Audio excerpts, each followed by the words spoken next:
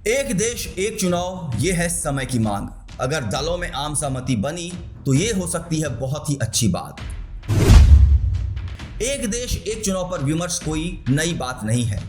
8-9 वर्षों से इस पर बहस हो रही है।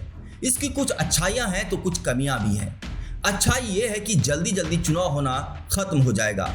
तीनों प्रकार के चुनाव के लिए एक ही वोटर है, एक ही पोलिंग बूथ है, एक ही मशीनरी है जो इन चुनावों को कराती है। जिला प्रशासन और सुरक्षा व्यवस्था भी वही है। वोटर 3-3 बार मतदान करने जाए, इसके बजाय एक ही बार में वो मतदान से मुक्त हो जाएगा। चुनाव आयोग के साथ राजनीतिक दल भी इस प्रक्रिया से मुक्त हो जाएंगे। अक्सर देखा जाता है कि जब भी चुनाव आता है तभी भ्रष्टाचार, संप्रदायवाद, जातिवाद जैसे मुद्दे हावी हो जाते हैं। एक साथ चुनाव होंगे तो इन मुद्दों से एक ही बार वाबस्ता पड़ेगा। फिर अगले चुनाव तक सरकारें और राजनेता विकास कार्यों पर ध्यान देंगे। चुनाव का आर्थिक समीकरण भी है। कहा जाता है कि गरीब आदमी बार बार चुनाव चाहता है, क्योंकि चुनाव में हजारों करोड़ रुपए खर्च होते हैं। ये पैसा राजनीतिज्ञों के जेब से निकलकर गरीबों में ही जाता है। चुनाव जीतने के बाद नेता अगले चुनाव तक नजर नहीं आते। कम से कम चुनाव के बहाने वो मतदाताओं के बीच जाते रहते हैं। एक साथ चुनाव को लेकर एक तर्क दिया जाता है कि चुनाव आचार संहिता के कारण सारे सरकारी काम ठप हो जाते हैं, लेकिन ऐसा होता नहीं है। आचार संहिता में कोई नई योजना की घोषणा नहीं कर सकते, लेकिन हर पुरानी योजना और विकास कार्य चलता रहना चाहिए, और ये चलता भी रहता है। इससे भी फर्क नहीं पड़ता है कि देश के किसी हिस्से में चुनाव होने वाले हैं और आचार संहिता लगी है।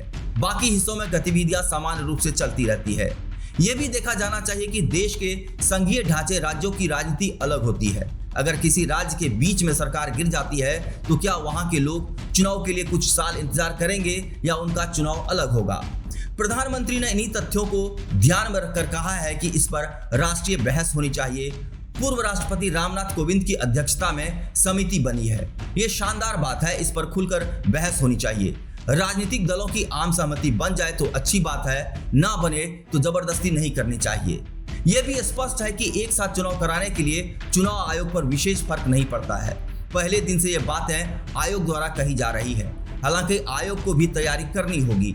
अभी उसके पास 20 लाख वीवीपैट मशीन है जो लोकसभा के साथ ही राज्यों के चुनाव में प्रयोग होती है। अगर एक साथ चुनाव होंगे तो 3 गुना वीवीपैट की आवश्यकता होगी।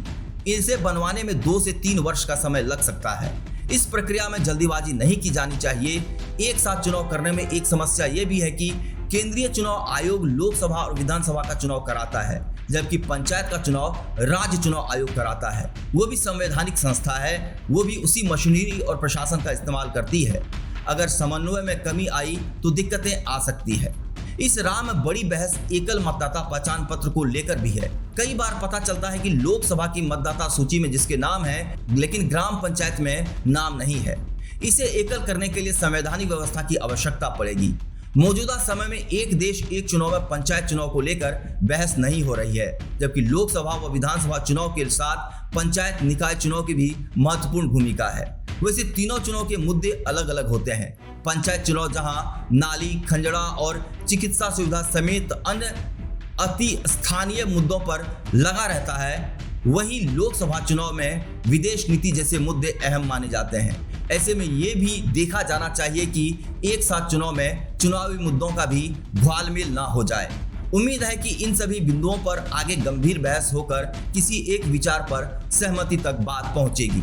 इस चैनल को देखने के लिए लाइक करें, सब्सक्राइब करें और बेल आइकन दबाना ना भूलें।